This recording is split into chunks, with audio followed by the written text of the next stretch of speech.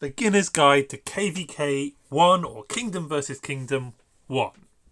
Let's start by having a little look at the monument, because this will track your progress to the start of Kingdom vs Kingdom, where of course you need to take the Lost Temple. Let's now have a little look at the Lost Kingdom map. And they say this is going to be a very basic chat, this first video. And if people enjoy it, I will move on and maybe make another more advanced video. So, Season 1, Lost Kingdom, and let's just go to these guys. They're 8 days old. So, before we have a little look at the map, this is an important thing to learn. If you see where you can see where your location is going to be in Kingdom vs Kingdom by looking at one of these. So, we are bottom right hand corner, so we're in the same position as 2993, which means we will be top left when KVK1 starts, and we can also work out who our neighbours are going to be. So in this kingdom we would have 2994 to one side, and we would have 2996 to the other side, and then opposite us we would have 2995 if this was our KVK1. This is, of course, more for the leadership. As you say, it might affect who you decide to make an alliance with in KVK1. Let's now have a look at the map. So this kingdom is only a few days old. They're still in their starting zones. So let's go to the starting zone, which I will be in, which is this one here. So, obviously, there are more holy sites to take here. So 4 first ones for the 4 alliances that jump in initially, and then of course the Crusader Fortress, which is the first real test of any kingdom. It's really embarrassing if you can't take it. I have actually been in a KVK1 where we didn't take the ruined Crusader Fortress, but there are lots of videos on the capture of this holy site, and of course the difficulties with that. I can see that this kingdom here, they obviously maybe quadruple rallied it. I don't know why they've got all of that, but certainly we will need to double rally that. Then the first passes open up the little ancient ruins here, which is kind of like a gladiator pit, where you can only send one unit into fight, one march into fight, and of course the winner though, so this opens up every 2 to 3 days, but of course the winner is though the kingdom that is able to hold this ground, and then they gain honour, an individual honour for being in that ground when it triggers. This is also our first look at the semi-protected passes. So semi-protection, which means it can only be taken by an alliance from the home kingdom. So this is new. You don't have any of this in the original map. Eventually, though, some of these do lose their semi-protection, but that's for a more advanced video. But anyhow, first stage is a bit of fighting here in what's called the Ancient Ruins, which is like a gladiator pit. Eventually, past 5 will open, and you'll move into another zone. But there is no fighting in this zone either. But again, there are more holy sites to capture, more passes to connect, and then eventually you end up in a 1v1 against your neighbour here, and a 1v1 against your neighbour here. And obviously the winner taking those important holy sites and moving on then to the next zone. So, just a basic look at the map. Let's now talk about some of the things that took me by surprise when I was brand new to KVK1. Let's first talk about movement, because I didn't know any of this. Because all of a sudden you go into KVK1 and surprise, march speed matters, where it's never really mattered before. So let's first look at this. So you might not see much of this when you're in your normal kingdom. But let's say I want to move as quickly as possible over here, which would take me 1 minute and 23 seconds. But what people don't know is you can hop. You jump on there, you jump on there, and the cavalry have a talent which will increase speed as you leave a structure. So we jump on there. Oh, didn't do it. And we'll go here. Now this is obviously with a siege unit. If you're doing this with cavalry, it's very quick. And obviously, I don't think it's really an abuse of the game, but this is how people sometimes move about, and you need to know, because it's very annoying. The developers could stop it by making you stay a minimum of 5 seconds on every node as you land, but just to be aware, that's how people move about. It's very annoying, and it makes chasing fast units incredibly difficult. But then all of a sudden you're going to find Minamotos and Boudikas that are incredibly fast. Let's talk about another route of how to move quickly. So let's pretend we're losing. And this flag here is under attack. And we're unable to surround it to put in our extra marches to support this flag. Let's pretend for a moment that they have won the open field battle and surrounded this flag and are rallying it. But I want to try and help out. So, how will my march get there?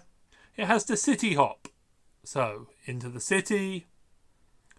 Imagine their Minamotos are swarming around, trying to pick off lone ones, and then we just jump between the cities. And then my slow march is incredibly hard to get hold of. Here we are, just jumping between the cities. It's also quicker than marching directly there. But so important to have those cities at your front line so that if you need or if you're losing, you can then city hop to get to the flag. Let's talk about the flag more again later. Just a quick one on march speed though. Of course, the pièce de resistance, other than Minamoto and Boudica as the commanders, is of course the set known as the march set. Where is it? Suddenly you might not have thought this is a very good set, but as speed becomes important, the windswept set is really important and can be used by cavalry or infantry, with a massive 4% bonus there, 3% bonus on each piece of equipment. Really important to learn that in KVK, suddenly speed is important. Now, I'm not going to go in too much detail about the events. Obviously, before KVK 1 starts, there's the Eve of the Crusade, but there's lots of videos on that. And then the most important one is after you've taken the Crusader Fortress, is it triggers Past Glory. Past Glory is an amazing event. But just one very quick tip for those that perhaps haven't had the success that I have in getting gold keys. 1 second, please. The success that I've had in getting gold keys. So how many gold keys am I on? I'm on 447 gold keys, and it's only day 30 odd, or is it 40 now? So Kingdom Day 43, and I've had I've had almost 10 gold keys a day. But some people may struggle to buy out Past Glory, so just a quick tip is to not use your legendary heads that you're not interested in. For example, here we are. Well, I've got 5 there and I have used them, but if I'm not going to struggle to buy out Past Glory, but if you are, consider not spending your legendary heads on legendary commanders you don't want or have no interest in. For example, I don't intend to use this guy, so if I was to get above 10 again, I should really save those to sell during Past Glory, and that would make my life much easier in buying it out completely. So, but there are lots and lots of videos that talk about events, so I'm not going to go into too much detail about that. Let's now talk a little bit about the basics of combat. So let's go and find something to fight. Where are we? Can I find a barbarian? Here we are. We'll march over to the barbarian here. So the first thing you need to understand is that during open field battles, nobody dies. But flags are different. So we view this flag and we press here. When battling for Alliance flags, 50% of severely wounded defending troops will be sent to their respective city's hospital. The other 50% will die. So you can die in flags, defending flags. but there is a defense bonus there. It's obviously more painful for the attacker.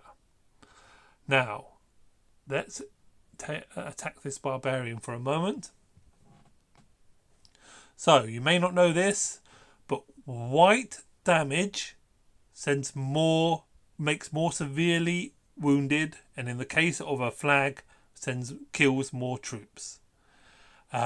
Skill damage, although the larger number, so that's the damage that you see pop up in red, sends less to severely wounded or dead.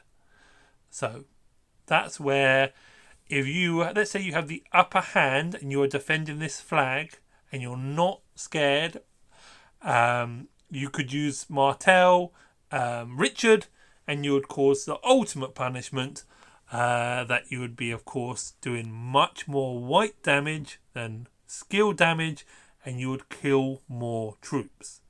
Of course, if you're attacking, you want the battle to be over quickly, so you would usually always use Minamoto and Cao Cao. That's because of the large single target skill damage that they can provide to try and break down the defences fast.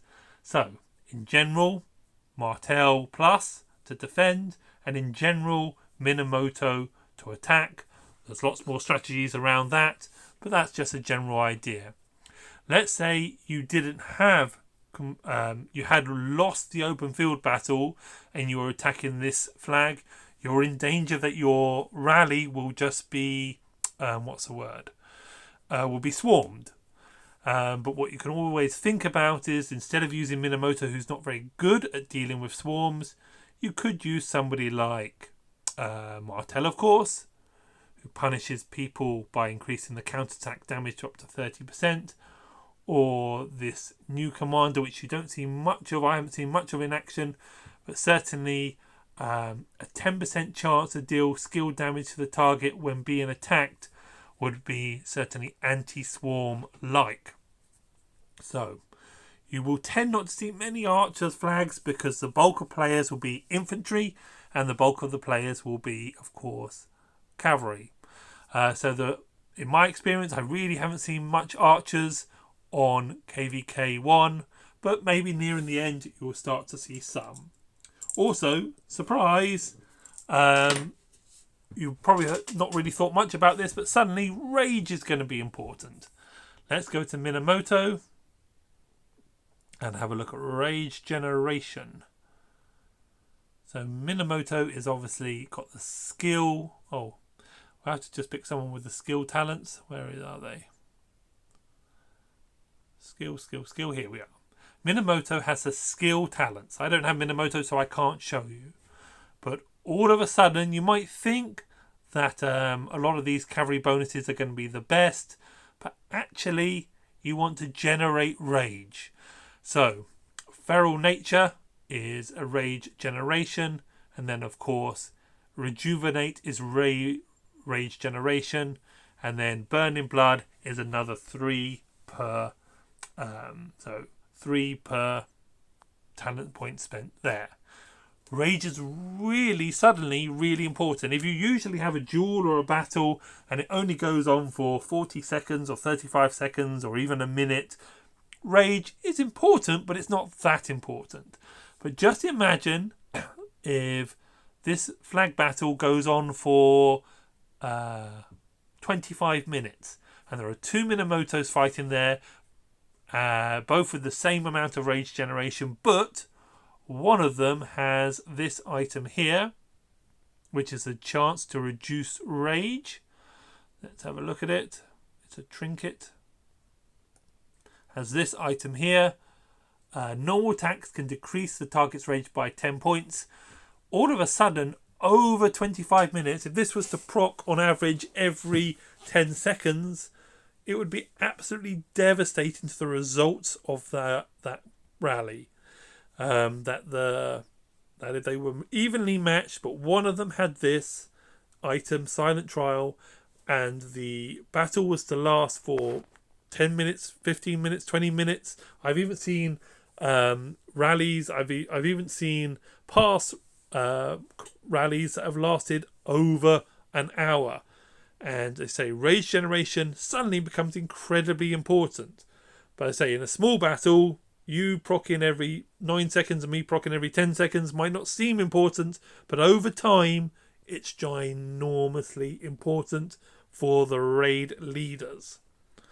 Let's also talk about something that you won't see much in in the lead up to KVK1.